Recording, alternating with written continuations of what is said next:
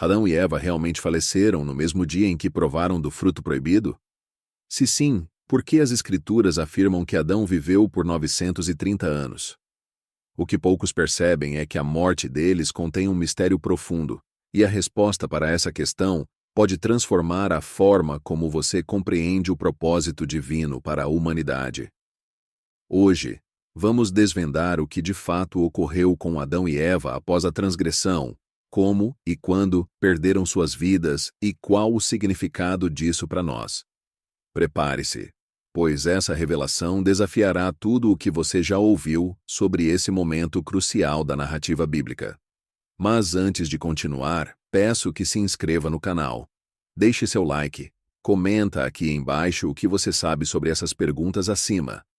Após a desobediência no Jardim do Éden, Adão e Eva enfrentaram as repercussões imediatas e eternas de suas decisões. A expulsão do Éden não foi apenas uma realocação física, mas uma ruptura na conexão direta com Deus.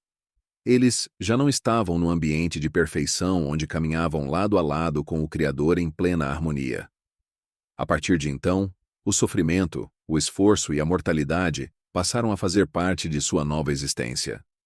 Deus, em sua retidão, não isentou Adão e Eva das consequências de seus atos.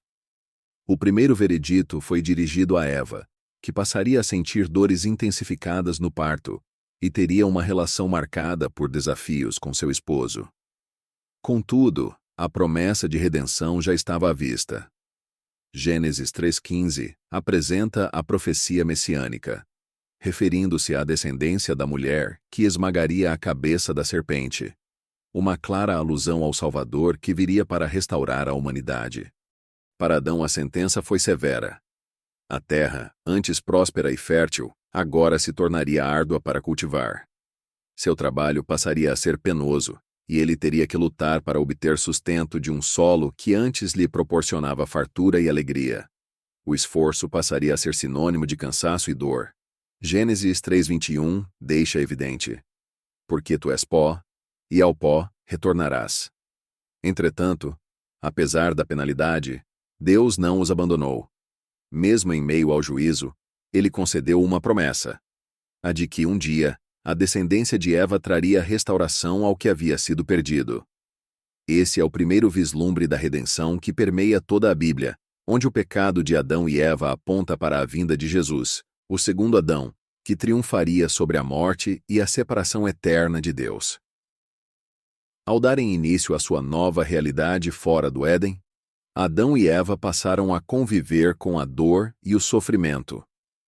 No entanto, seu destino estava entrelaçado ao plano divino de restauração.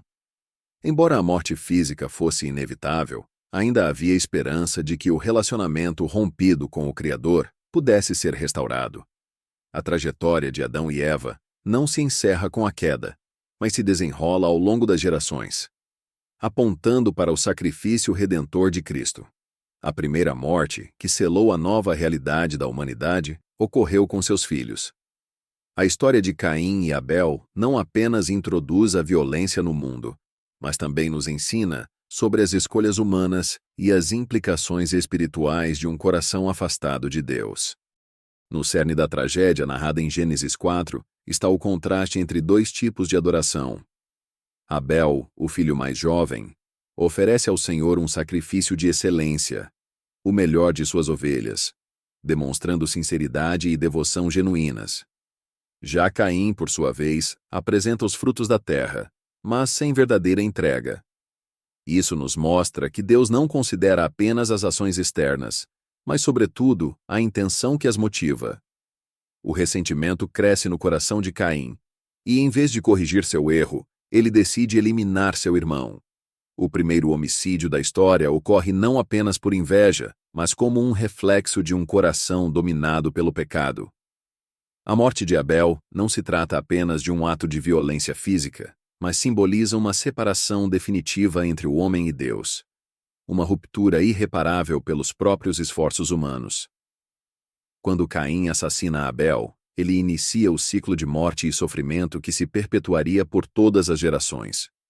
Deus, em sua justiça, confronta Caim, aplicando-lhe uma condenação, mas também garantindo-lhe proteção. Ele coloca uma marca sobre Caim, impedindo que fosse morto por outros. Esse ato revela que, mesmo diante do pecado, a misericórdia divina ainda se manifesta, mesmo nas situações mais sombrias. Para Adão e Eva, testemunhar a morte de Abel foi uma lembrança devastadora de que sua escolha havia introduzido o sofrimento e a morte no mundo. No entanto, mesmo diante dessa tragédia, a promessa da redenção se mantém. Em Hebreus 11:4, a fé de Abel é exaltada, e o autor nos lembra que, embora morto, ele ainda fala. Abel, sendo a primeira vítima do pecado, torna-se um exemplo de retidão e confiança em Deus. A morte de Abel prefigura o sacrifício definitivo de Cristo.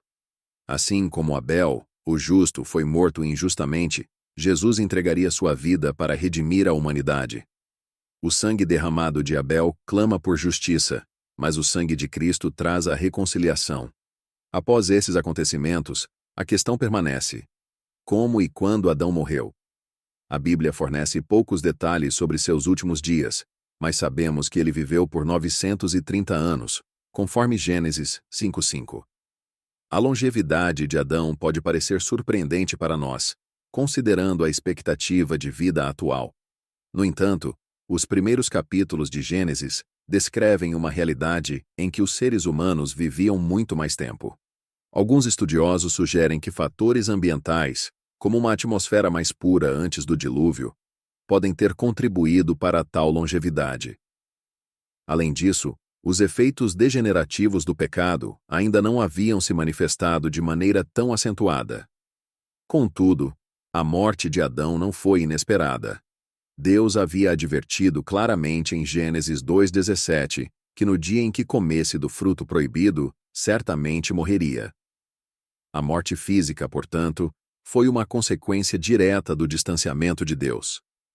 Antes da queda, Adão e Eva possuíam a dádiva da imortalidade, mas sua desobediência alterou a ordem da criação. Ao longo de sua vida, Adão certamente refletiu sobre sua transgressão e suas repercussões. Ele e Eva testemunharam a degradação da humanidade e os impactos do pecado em seus descendentes. Ainda assim, a promessa de um Redentor permanecia viva em seus corações. A morte de Adão não foi apenas o encerramento de sua existência terrena, mas um marco na história da salvação.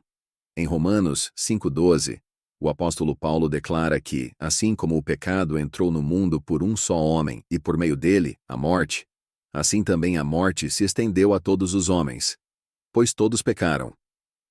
No entanto, essa história não termina em desespero. O que Adão iniciou com sua queda, Cristo completaria com sua vitória. A morte, que antes era um fim inevitável, foi ressignificada pelo sacrifício de Jesus. Em 1 Coríntios 15:22, Paulo afirma: assim como em Adão todos morrem, assim também em Cristo todos serão vivificados. A morte de Adão e Eva não foi um evento sem propósito. No plano soberano de Deus, até mesmo a tragédia da queda foi usada para cumprir o grande projeto de redenção da humanidade. A história de Adão nos lembra que o pecado traz consequências, mas também aponta para Cristo, aquele que nos oferece a verdadeira vida eterna. Não se esqueça de se inscrever no canal, deixar seu like e comentar o que você achou desse vídeo. Compartilha com uma pessoa que você gostaria de compartilhar esse conhecimento.